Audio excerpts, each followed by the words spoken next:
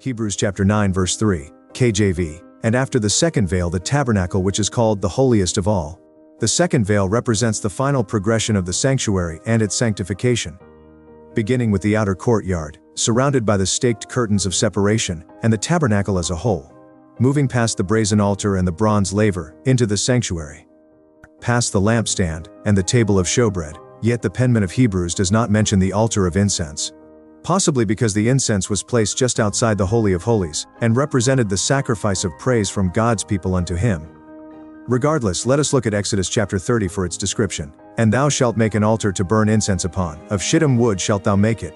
A cubit shall be the length thereof, and a cubit the breadth thereof, 4 shall it be, and 2 cubits shall be the height thereof, the horns thereof shall be of the same.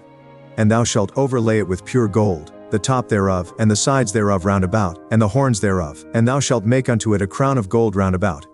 And 2 golden rings shalt thou make to it under the crown of it, by the 2 corners thereof, upon the 2 sides of it shalt thou make it, and they shall be for places for the staves to bear it withal.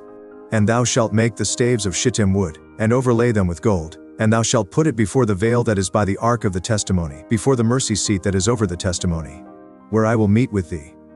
Aaron was given the duty to light the sweet-smelling incense every morning. It was to be lit with the fire God had originally started, as was the lampstand.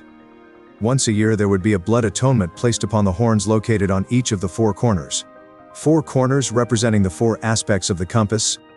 The horns themselves represented the might and power of God. In essence, the incense could be said to represent the praises of God's people in the midst of his all-encompassing power and might.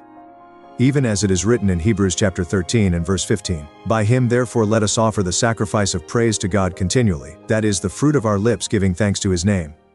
Praise you, Lord, praise you in the highest. Discipleship on the go at DHBCLV.